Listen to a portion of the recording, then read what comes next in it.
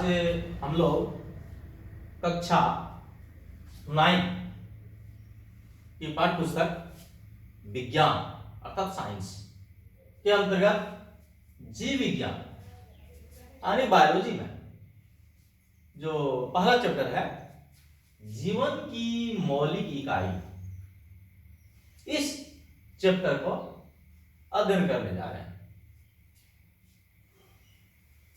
आप लोग घरों में रहें, सुरक्षित रहें और ऑनलाइन कक्षा का आनंद उठाएं और अपना जो सिलेबस है इसको पूरा करें।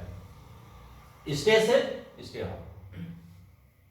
और हमारे जो YouTube चैनल है इस चैनल को लाइक, कमेंट, सब्सक्राइब और शेयर जरूर करें। तो आइए हम लोग चलते हैं जीवन की मौलिक इकाई की। जीवन, यह जीवन मतलब जो है हमारा जो पूरे बॉडी है, शरीर है, ये क्या जीवन, जितने भी संसार में जीव पाए जाते हैं वो भी एक प्रकार का भी जीवन है। तो यह जो शरीर है यानी जीवन की एक प्रकार की इकाई, एक मकान बनता है।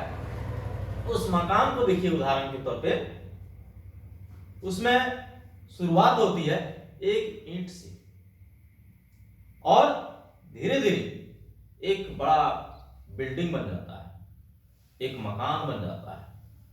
तो एक ईंट जो है उस मकान की, उसकी एक इकाई होगी, अर्थात यानी ईंट के द्वारा एक मकान का निर्माण होता है।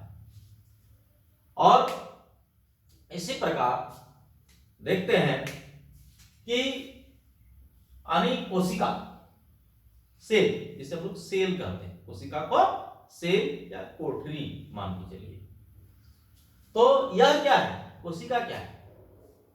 जीवन की जो संरचनात्मक क्रियात्मक इकाई होती है, जीवन के यानी रचनात्मक और क्रियात्मक इकाई होती है, इसे हम लोग कोशिका कहते हैं। क्यों कहते हैं जीवन की संरचनात्मक क्रियात्मक? क्योंकि कोशिकाओं के मिलने से शरीर की रचना होती है। कोशिका अगर नहीं होगी तो शरीर की रचना नहीं होगी।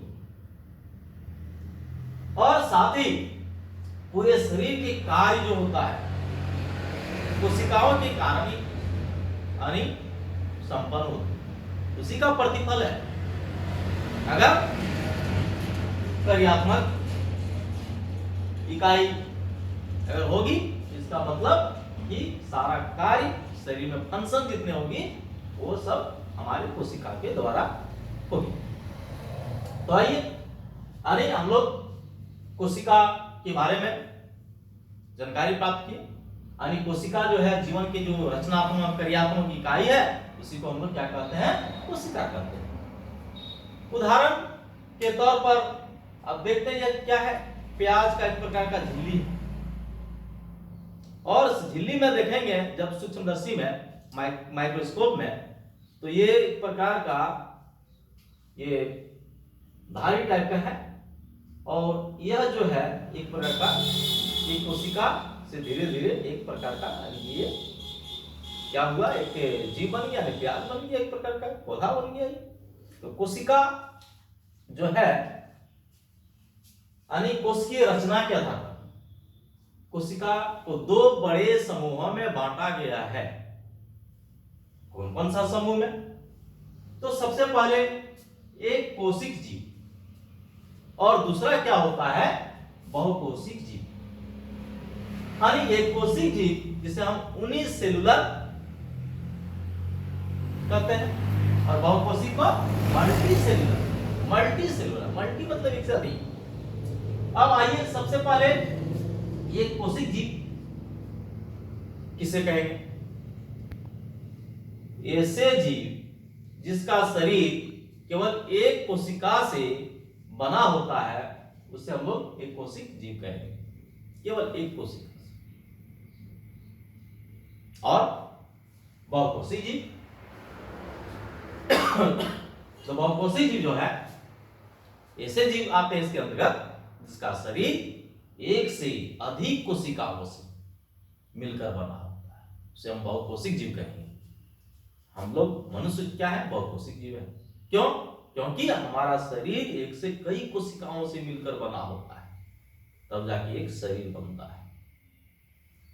तो आइए उदाहरण जाने, यानी एक कोशिक जीव के अंतर्गत कौन कौन से जीव आते हैं, बहुकोशिक जीव के अंतर्गत कौन कौन से जीव आते हैं। तो एक कोशिक जीव जो है यूनिसेलुलर, अमीबा, पैरामेसियम, उग्लिना, क्लेमाइडोमोनास, जीवाणु, ये सब एक कोशिक जीव के अंतर्गत आते हैं और इसका जो है केवल एक कोशिका से मिलकर बना होता है और जितने भी कार्य संपन्न होती है इन जीवों में तो एक ही कोशिका के द्वारा होती है। अमीबा जो है यानी इसका आकार अनियमित होता है, इसका आकार अनियमित होता है। ये क्या है, फुटपाथ है, इसकी शाखा से चलता है। ये प्लाज्मा झिल्ली है और कोई भी फूड पार्टिकल इसके नजदीक आता है तो ये प्लाज्मा झिल्ली फट जाती है और यहाँ पे अंदर चला जाता है। खाद्यधानी है, जलधानी होती है, ये केंद्रक होता है, तो यहाँ पे खाद्यधानी में चला जाता है और यह भोजन करने के बाद इसका पाचन होगा, अवशोषण होगा और पूरे शरीर में वितरित होगा। और कहीं भी अगर प्लाज्मा झिल्ली फट जाएगी तो वहां पे संपर्क में यानी बहिष्करण, यानी कि वो बहिष्करण हो जाएगा, यानी बाहर निकल जाएगा। तो यानी कहीं भी इस जिधर से अगर ये खाना खाएंगे तो उधर से भी ये निकाल सकते हैं, लेकिन बहुकोशिक में ऐसा नहीं है। आइए अब बहुकोशिक जीव के उदाहरण को जाने। बहुकोशिक जीव के अंतर्गत कवक, पादप तथा विकसित जंतु, जितना विकसित जंतु है यानी एक से अधिक कोशिकाओं से मिलकर बना होता है, उसे हम लोग बहुकोशिक जीव कहेंगे। अब हमारा जो शरीर है किससे बना है, कोशिका से। तो कोशिका से क्या बनता है, सबसे पहले उत्तक बनता है। उत्तक भी पढ़ेंगे, पादप उत्तक, जंतु उत्तक, पादप उत्तक के प्रकार, ये सब नेक्स्ट जो चैप्टर है, दूसरा चैप्टर उत्तक चैप्टर है, उसमें हम लोग अध्ययन करेंगे उत्तक के बारे में। तो उत्तक से क्या बनता है, अंग बनता है। कोई हमारे शरीर में जो भी अंग है, पार्ट है, वो सब कहां से, उत्तक से बनता है। और अंग से क्या बनता है, अंग तंत्र, उसका एक तंत्र बनता है, सिस्टम बनता है। और इससे क्या बनता है, अंग तंत्र से जीव का पूरा शरीर, ऑल बॉडी निर्माण होता है। अब आइए थोड़ा कोशिका की खोज किसने किया था, कब किया था, इसके बारे में थोड़ा जानें। कोशिका की खोज जो हुआ था 1665 ईस्वी में हुआ था। 1665 ईस्वी में अंग्रेज वैज्ञानिक थे, उसका नाम था रॉबर्ट हुक। और उसने क्या किया, स्वनिर्मित, खुद निर्माण करके साधारण सूक्ष्मदर्शी के अनिकॉर्क की रचना का अध्ययन किया और करते समय देखा मधुमक्खी का जो छत होता है, एक षटकोणीय छत होता है मान लीजिए, तो ये उसमें देखा और ये षटकोणीय जो रचना हुआ उसमें उसी को उसने कोशिका का, मधुमक्खी का छत देखते हैं तो कई मधुमक्खियों से भरा पूरा रहता है और उसमें एक मधुमक्खी अगर हम निकालते हैं तो प्रकार का क्या होता है, मधुमक्खी का छत्ता क्या है, कोशिका। तो इसके अंतर्गत यानी पेशी कोशिका, हम लोग हमारा जो मसल्स होता है पेशी जिसके सहारे हम लोग चलते हैं, तो तंत्रिका कोशिका, हमारे शरीर जो तंत्रिका सूचनाएं आदान प्रदान होती है, हम लोग खड़ा होते हैं।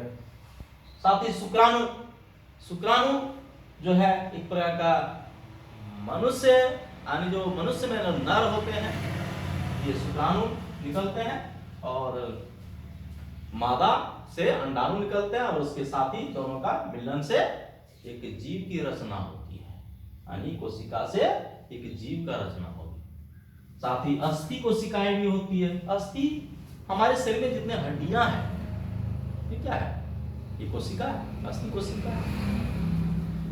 तो धन्यवाद। अब अगले क्लास में हम लोग जीवन की मौलिक इकाई को पुनः फिर पढ़ेंगे।